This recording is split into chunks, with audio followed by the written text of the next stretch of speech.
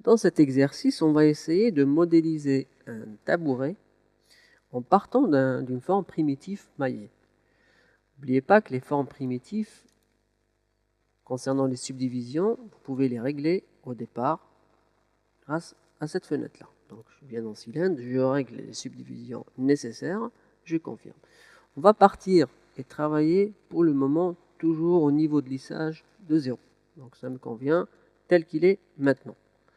Après ça, je vais sélectionner les sommets, comme je vais travailler avec une sélection de sommets, et je vais me mettre dans une vue qui me permet de prendre facilement les sommets qui m'intéressent.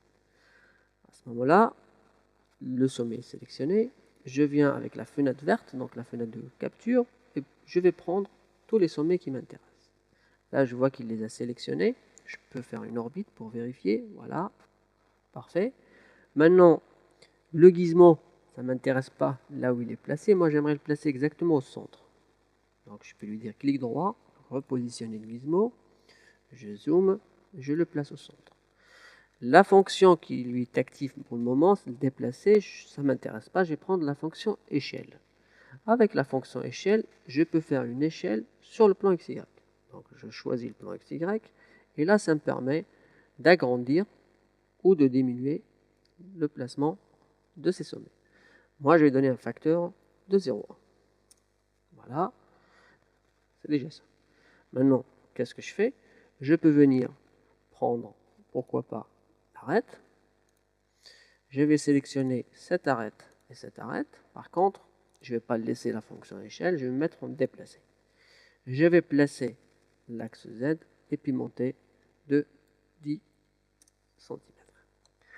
À ce moment-là, je vois plus ou moins que j'ai une forme qui ressemblerait. Mais pour moi, elle est carrée. Donc, qu'est-ce que vous pouvez faire? Vous pouvez sélectionner donc, votre forme, votre objet, et venir le lisser davantage. Soit par ici, soit en utilisant les fonctions de lissage qui apparaîtront d'office dès que l'objet est sélectionné ici. Donc là, je sélectionne lisser par 3, pourquoi pas, pour pas trop exagérer. Et ça me permet de pouvoir travailler sur un objet un peu plus lisse. Il y a un outil ici qui peut être intéressant, ce qui me permet de lisser les différentes faces et de les unir. Donc je peux lui dire, j'aimerais sélectionner cette face, cette face, cette face, cette face, celle-là, voilà. Et je fais Enter. Automatiquement, il m'a créé une seule et unique face. Ça pourrait être intéressant dans le cas où vous voulez, pourquoi pas, déplacer, donc reprendre la face. Je vais peut-être sélectionner l'objet. Voilà, il n'y a rien qui est sélectionné. Je vais prendre la face, et je vais sélectionner cette face intérieure et essayer de la déplacer un peu vers l'intérieur, voilà, tout petit peu, d'un 0,5. Et puis, je sélectionne ma forme, parfait.